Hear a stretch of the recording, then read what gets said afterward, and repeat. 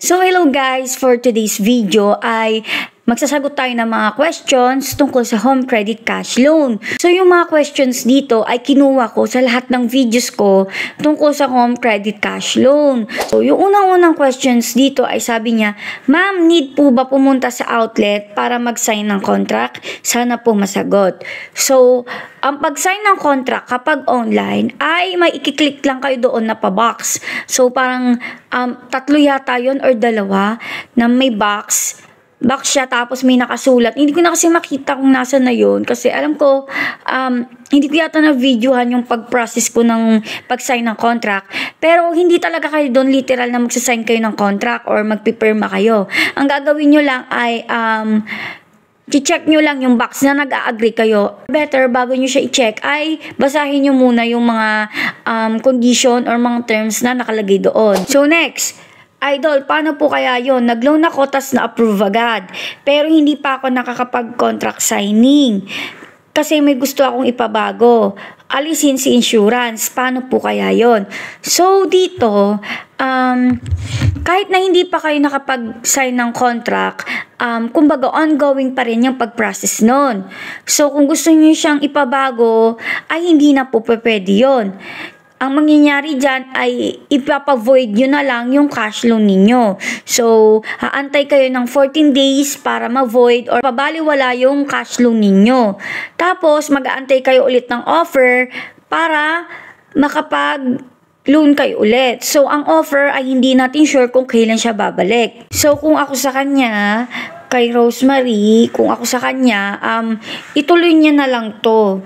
Kung kailangan niya talaga ng pera. Pero kung hindi niya man niya kailangan ng pera at gusto niyang mapababa yung monthly niya. Kasi usually ganito Kaya tinatanggal yung insurance kasi para mapababa yung monthly. Kasi yung insurance, although importante rin talaga siya, madadagdagan siya, may bayad siya monthly. Hindi lang siya one-time payment, may bayad siya monthly. Kaya siguro naisipan niya na patanggal para bumaba yung monthly payment niya. Pero nga sa case na to, hindi na siya mapapabago at ang dapat gawin niya na lang ay ipavoid ito. Next, ano po paglagpas sa binigay na araw tapos wala pa din po yung reference number para maklaim sa Cebuana yung cash loan. So, lagpas na. So, ang cash loan kahit Cebuana, Bank, or Palawan, ang binibigay na palugit ng home credit ay 14 days para i-claim. Sa loob ng 14 days, kapag hindi nyo pa na-claim, ay mabavoid na ito or mababaliwala na ito. Hindi nyo na siya makukuha at wala rin kayong babayaran. So dito, kapag lumagpas na sa araw, which is yung 14 days, hindi pa rin nakukuha yung reference number na galing sa Cebuana, ay mabavoid na yung home credit cash loan na pre-process mo. So next, di ba pwede direct sa GCash? So ito yung pinakamaraming tanong dito sa home credit cash loan. So pwede ba bang i-direct sa GCash yung pag-process? So ang sagot po ay hindi. Meron lang tatlong paraan para maklaim ang home credit cash loan. Ito ay sa through Bank, through Cebuana, tsaka through Palawan. So, wala doon sa option yung GCash. Kaya wag na natin pagpilitan na pwede sa GCash kasi nga po hindi. Pero sana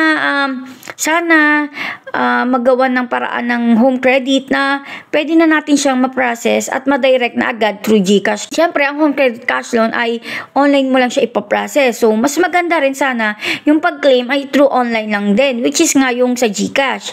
Sana magawa ng paraan ni home credit na sa susunod na taon, malay nyo, di ba, magkaroon na rin ng madirect na rin yung pag-payout sa GCash. So next, ito pa. Mababago po ba yung monthly income pag na-process na yung info sa home credit? Kapag magpa-process kayo ng home credit cash loan, usually, bago nyo siya maumpisahan, ay mag-update muna kayo ng info ninyo. Yung lahat ng information na yon ay need nyo i-update para malaman nila kung magkano yung ibibigay nila sa inyo na limit na pwede nyong i-cash loan. So, usually dito, ang number one na tanong is yung monthly income ninyo. So, kapag tumaas yung monthly income ninyo, may chance na mataas din yung offer ninyo. Pero, huwag nyo masyadong tataasan kasi baka mahalata nila na nagsisinungaling kayo. Ma'am, ask ko lang po, need po ba yung reference number galing mismo sa Palawan? Dito kasi may nalilito. Sa Cebuana at sa Palawan, parehas yun, marireceive nyo ang reference number galing sa home credit. Hindi mismo sa Cebuana, hindi mismo sa Palawan.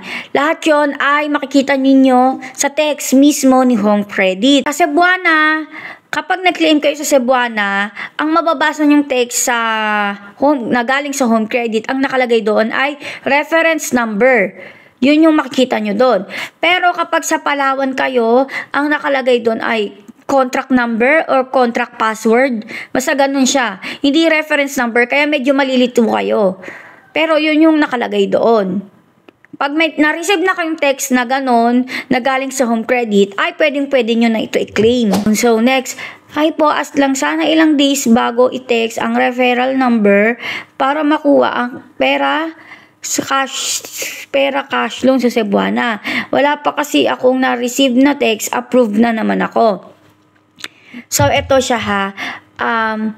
Kapag nag-process kayo ng home credit cash loan, approved na kayo. Pag natapos nyo na yung pagpaprocess, ay approved na kayo agad sa home credit. Nauna nyo agad marireceive na text ay galing sa home credit at ang sabi niya ay, congrats, approved na kayo sa inyong home credit cash loan or sa inyong cash loan.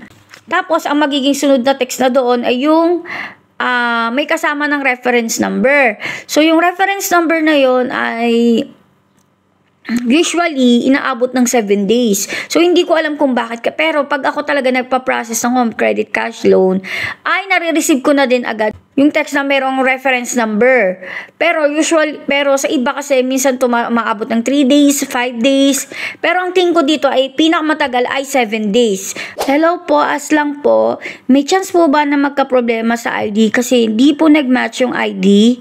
National ID po ginamit namin. So, sa Cebuana kasi, dalawang ID yung kailangan ninyo. Isang primary, tsaka isang secondary ID. Pero, sa Palawan, isang ID lang yung gagamitin ninyo. Pero ito kasi, ginamit nyo at nilagay ninyo na ID sa pag-process at pag-update sa inyong home credit cash loan, yun din dapat ang gagamitin ninyo. Dahil kapag hindi, ay i-reject ito ng Palawan. So, mahigpit sila. Hindi ko lang sure kung bakit, pero mahigpit talaga si Palawan. Kasi nga sa Palawan, malaki yung pwede nyong i-claim na pera. Unlike sa Cebuana na 50,000 lang yung pinakamataas. Kasi sa Palawan, up to 100,000 or higit, pwede nyong i-claim. Kasi siguro, mahigpit talaga sila. So, yun nga no. Sana nakatulong ang video ko na ito. Thank you for watching. Yun lang.